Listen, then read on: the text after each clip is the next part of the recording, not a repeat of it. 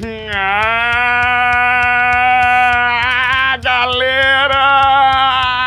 Preparados para mais um episódio do Heavy Física, aonde a física é pesada. Roda a vinheta aí, Filipão! E aí, galera, maravilha da natureza, tranquilo, sossegado, assentado aí no seu assentado, tipo assentado, igual tijolo. Espero que você esteja bem, tranquilo, beleza, aqui tá tudo muito louco, coisa linda de Deus. Hoje, galera, dando continuidade no estudo da eletricidade, nós vamos falar de um conceito muito importante, que é o conceito de resistência elétrica. Olha só, galera, resistência já é uma palavra sugestiva, né? Resistência. Resistência elétrica. Tem alguma coisa a ver com o que resiste à eletricidade. É isso aqui, galerinha.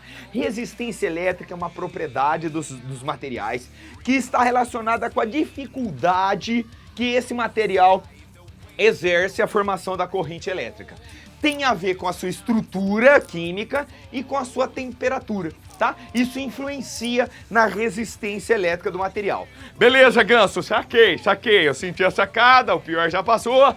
Como se determina essa resistência elétrica?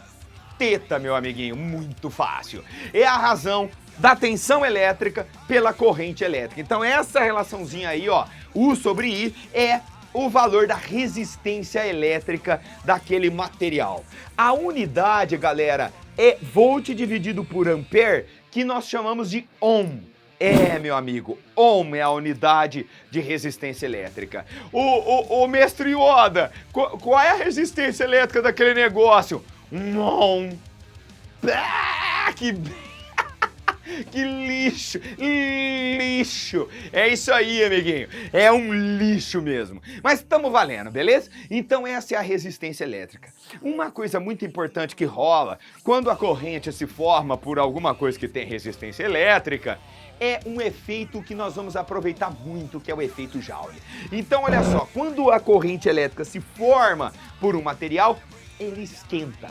E essa conversão de energia elétrica em calor em energia térmica é o que a gente chama de efeito Joule, beleza? E esse efeito a gente aproveita nos dispositivos eletrônicos denominados resistores, certo? Resistores.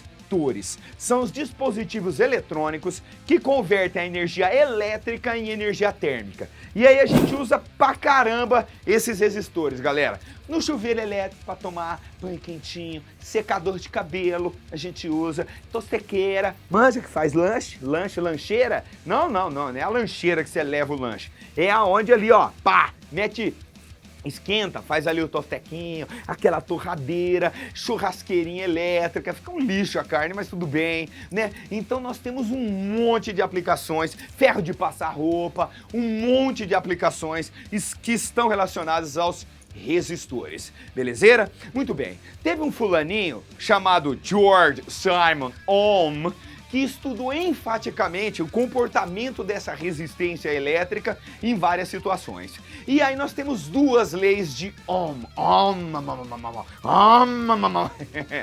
Olha só, vamos lá, vamos ver a primeira. Aqui, ó, a gente tem um resistor, esse é o símbolo do resistor, tá vendo?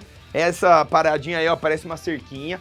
Colocamos ali a diferença de potencial, ligamos em alguma voltagem, uma pilha, uma bateria, a tomada, vai formar a corrente elétrica por esse resistor.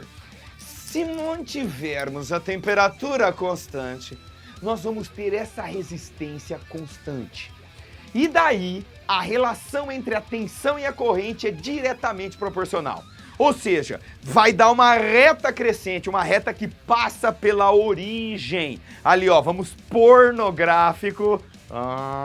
Então nós temos aí a tensão pela corrente. Como a razão Upuri deu pau. Upuri é uma constante, nós temos a resistência constante. E aí a gente pode escrever a primeira lei de Ohm dessa maneira aí, ó. U igual a R vezes I, sacou? Então essa é a primeira lei de Ohm. Os resistores que nós trabalhamos aí nos vestibulares, que provavelmente você vai fazer, são resistores ômicos. parta do princípio que o resistor tem a resistência constante. Caso contrário, algum indício de que a resistência está mudando vai ser sugerido para você, belezeira? Ah, Ganso, e aí? Quando o resistor variar a resistência, o que eu faço? Ah! Aí, galera, olha só aqui nessa parada. Nós vamos calcular a resistência aparente, caso a caso. Por exemplo, um indício de que a resistência muda é justamente gráficos que não são reta. O U por I, sacou? Olha ali, uma curvinha psicodélica. Cada ponto você vai ter um valor de resistência. E como você determina? U dividido por I. É a definição de resistência elétrica, fechou? Então você fica esperto para identificar se o resistor é ômico, se tem esse comportamento em que a resistência é constante ou não. Fechou? Maravilha. Agora, vamos falar da segunda lei de Ohm. Segunda lei de Ohm. Ela permite nos determinar a resistência elétrica de um fio, tá? Baseado na sua construção. Então, olha só, pega aqui esse fio condutor aqui, esse fio aqui, ó, fio do capeta, vá, esse fio aqui, beleza? Ele tem um comprimento, e aí, beleza? Não, velho, comprimento não é comprimento.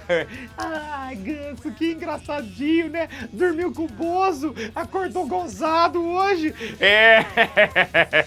Então, olha só, você tem o comprimento do fio, o fio tem uma bitola, certo? A área da seção transversal, e esse fio é feito de um certo material, que é caracterizado pela resistividade elétrica, unidade ohm/metro.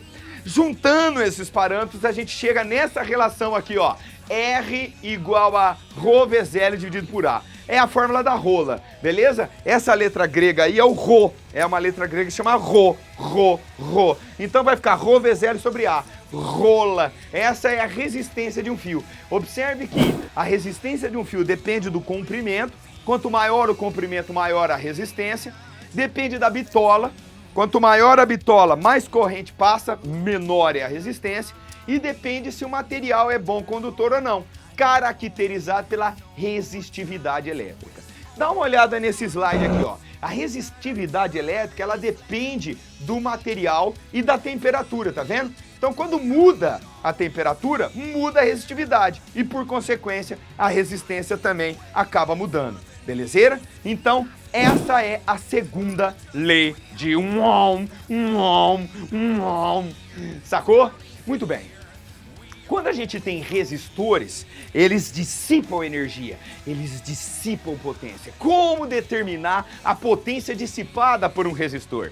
Teta, galera, muito teta. A gente parte do pio, que é a potência elétrica que a gente viu na aula passada, e reorganiza chegando nessas expressões aqui. O π quadrado, onde tem o R vezes o I quadrado, o U quadrado dividido por R, sempre lembrando que a potência é a energia pelo tempo.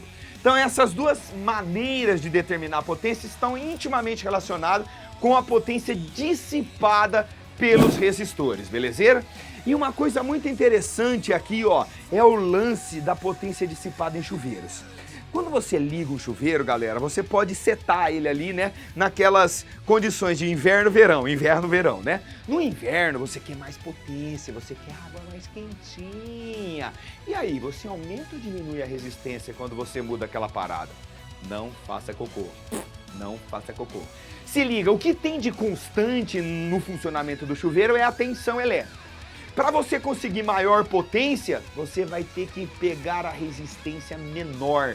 Então, quando você passa do verão para o inverno, está diminuindo a resistência, aumentando a potência e esquentando mais a água. Belezeira? É assim que funciona o chuveirinho elétrico. Chuveirinho, chuveiro, não faz assim comigo. Chuveiro, ô Rose, chuveiro, não molha meu amigo. É o Bozo, eu dormi com o Bozo, né? Acordei gozado. É isso daí.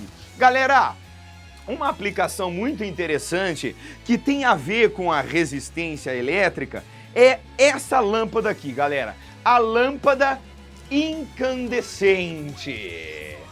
Essa lâmpada já foi tirada do mercado porque o rendimento dela é bem podre, tá? Mais de 90% do rendimento de uma lâmpada dessa daqui é calor, é dissipado, rendimento lixo.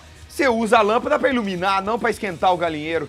Então, essa lâmpada já foi tirada de circulação. Mas a gente pode entender o funcionamento dela que dá uma ideia do funcionamento das outras. Então, olha só, toda lâmpada tem aqui uma bagacinha de metal aqui. Aí a gente tem aqui a rosca, que também é metálica.